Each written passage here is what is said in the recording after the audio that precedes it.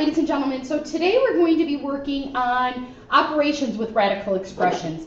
And these work, even though there's not always variables, but a radical or a radicand works a lot like our, with variables in like terms. So for example, before, if I had a problem like this, right, I can only add those together if my variable part is exactly the same. It works exactly the same with radicals.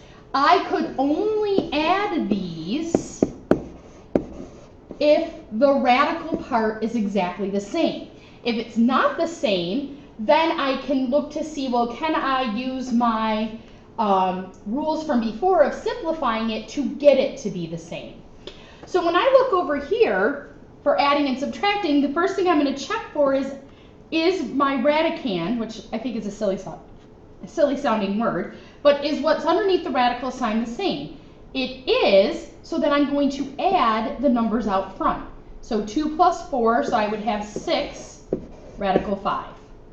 Just like if it said 2x plus 4x, you add the numbers out front, your coefficients. So over here in number 2, I look to see is the radical part the same? It is. This is really, again, just like with an x, this is really a little 1. So 1 minus 4, this is going to be negative 3 radical 6. Over here for number 8, I cannot take and subtract these because what's underneath the radical sign is not the same. So I'm going to take my 8 and I'm going to say, well, is there a perfect square that goes into it? So there is. I can take this and break it up into 4 and 2. Right? Well, because 4 times 2 is 8. The square root of 4 is 2. So my problem is really 2 radical 2 minus radical 2. Okay, so this one I didn't have to worry about. Again, there's a little 1 in front. So 2 minus 1, this would equal just radical 2. Okay, number 4. So again, I cannot go through and add these because what's underneath the radical sign is not the same. I have to try to get it to be the same. So I'm going to take the square root of 75 and I'm going to break that up into 25 and 3. I'm wondering if this is a misprint, as you can tell hopefully by the hesitation in my voice. So the square root of 25 is 5. So then this is going to be 5 times 3 is 15 radical 3 plus 2 radical 5. And that's as far as I could go. That is simplified because there is no longer a perfect square under there, but I still cannot put those two things together. So that's as simplified as it can get. Okay, over here. So if I have square root of 20, these two I don't have to worry about. Those already match. Square root of 5, square root of 5. So I have to take and do the square root of 20. So the square root of 20 breaks up into the square root of 4 and the square root of 5. Square root of 4 is 2, so my problem is really 2 radical 5 plus 2 radical 5 minus 3 radical 5. Well, now I'm just going to worry about the numbers out front. 2 plus 2 is 4. 4 minus 3 is 1, so just radical 5. For number 6, I can't do anything with the 6 because there isn't a perfect square that goes into them, but I can at least combine and put my radical 3's together. So 2 and negative 5 is going to give me negative 3 radical 3 plus radical 6. So they're not always going to all simplify down into one happy fraction here, or radical, sorry. Number 7, so I have radical 12, a radical 3, and a radical 3. The 12 I can break down. It's going to break down into 4 and 3. And the rest I'm just going to copy. Didn't leave enough room here. Square root of 4 is 2, so this is really 2 radical 3 plus 2 radical 3 minus 5 radical 3. All right, very similar to what we did over here in number 5. But I can add 2 plus 2 is 4, 4 minus 5, so that's a negative radical 3. We don't have to put the negative 1 there. I want to get down into some of the harder ones here, because there's a lot on this page. When I am doing multiplying, again, your multiplying works very similar. When you're multiplying, you can multiply the numbers out front together, and you can multiply the numbers under the radical together, but you can't go through and multiply them both. So when I'm looking over here at number 11, I really am going to take and distribute, but the only thing I'm going to multiply it by are the coefficients out front. So this is 2 times 1, so that's 2 radical 3, and then 2 times 4 is 8 radical 5. So what's underneath the radical doesn't change. Then I look to see if I can simplify either of those. I can't, so that's as far as I can go. Here, because this is under the radical, then I'm going to multiply these numbers together. So radical 6 and radical 3 is radical 18.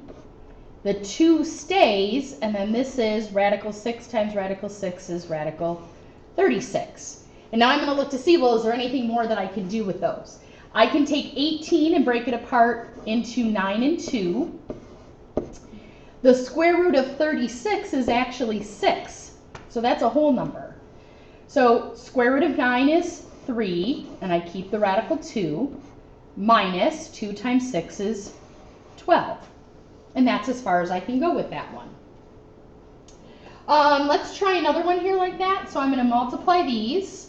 So they're both underneath the radical, so that's what I can multiply together. So square root of 5 times square root of 5 is square root of 25. Square root of 5 and the square root of 2 is the square root of 10. And then I look to see, well, can I simplify any of those? Square root of 25 is a perfect square, so that's 5. Square root of 10 cannot be simplified, so it just stays like that. Let's try one that has some of each. Oh, let's do this one. So here, this is like where I have to do my distributive property twice. So the 2 is not under a radical, so it can be multiplied by anything that's not under the radical. So 2 times 2 is 4. 2 times 4 radical 2, so I can multiply the 2 and the 4 together to give me 8 radical 2. Now I'm going to do the other one. I'm multiplying by a negative 4 radical 2. So the 4 and the 2 can be multiplied. That's minus 8 radical 2. And then these can be multiplied. So this is going to be a minus. 4 times 4 is 16. 2 times 2 under the radical sign is 4. So now let's see what happens. Well, if you look, these two are exactly the same. Positive 8 radical 2, negative 8 radical 2. Those are going to cross off. Those are opposites of each other. All right, then I'm going to keep the 4. Over here, I can take the square root of 4. It's 2. So this is really minus 16 times 2. So 4 minus 32. Hopefully I did that right. You guys are checking my math as always, which is going to give me a negative 28 as my final answer.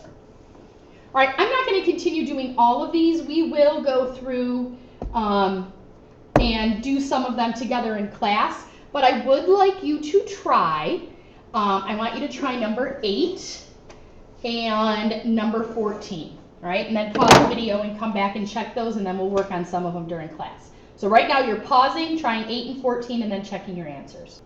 Okay, so up here for number 8, I took and split my radicals just because there was not a lot of room here. 6 and 2 cannot be simplified, but 50 could. I broke it down into square root of 25 and 2, and 24 was the square root of 4 and 6. So then you can see that I wrote it underneath here. Square root of 25 was 5, radical 2. Square root of 24 was 2, radical 6, and then I matched up my like terms. So 5 radical 6 minus 2 radical 2. And number 14, you end up multiplying again. Underneath the radicals has to stay together. So 2 times 7 gave me the 14, and then 2 times 5 gave me the 10. Those cannot be simplified down, so it's just 3 radical 14 plus 2 radical 10. All right, any questions? As always, bring them to class and have a good night.